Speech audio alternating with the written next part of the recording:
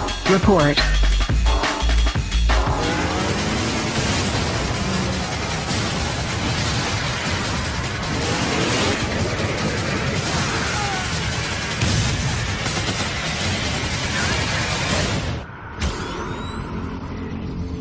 We're here with Joel from Infinity Ward, and we just got an awesome demo of Modern Warfare 2. It just blew me away. Tell me about it. Tell me what you guys did differently this time around. Where to begin? It's a direct sequel of Modern Warfare 1. It takes place 5 years after the first one. We're continuing some of the story that you've seen. We just showed Soap MacTavish scaling an ice wall and going and retrieving a piece of intel. We went in and hit multiplayer like crazy. We started from day one. It's been a 2-year process.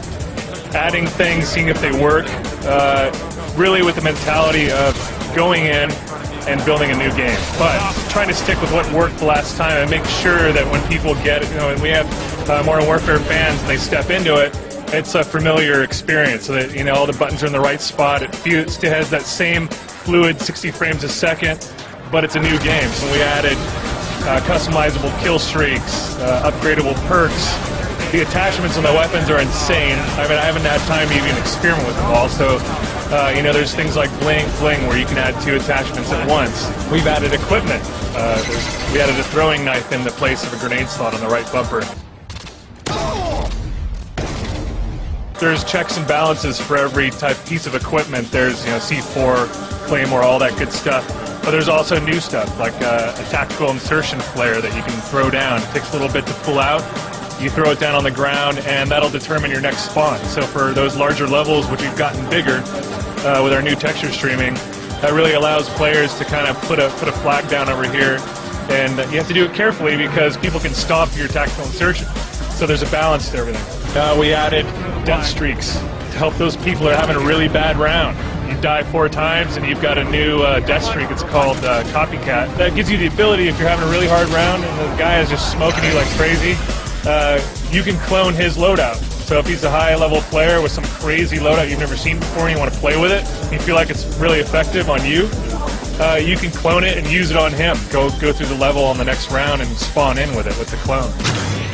We have a lot of levels that don't necessarily fit into the single player. Usually we take those levels, we shelf them, it's really sad, everybody cries. This time around we didn't have to shelf them. We took those levels off the shelf and we added Spec Ops, which is co-op. It works on a buddy system, you and another guy, like a sniper and a spotter kind of mentality. You can play split screen with a friend, you can go online and play it online with a friend, or you can play through it as a single player campaign, just all on its own.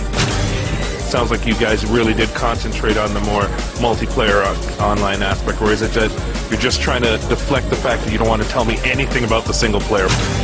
The single player is nuts. I mean, we have Hans Zimmer doing the musical score. It was his first game, so he was into it. We were like, great, thank God, you're awesome. Come and do this. Let's make this awesome. So he came in. We have awesome voice talent. I can't go keep big into single player, and I might be deflecting a tiny bit, but it's worth the wait. And when you guys get the game and you play through it, it's going to be a single player experience like we've never delivered before. It's just off the hook. There's some interesting bundles you guys have out. I've seen the console with the 2 controllers and the game and the 250 gigabytes. Like, yes.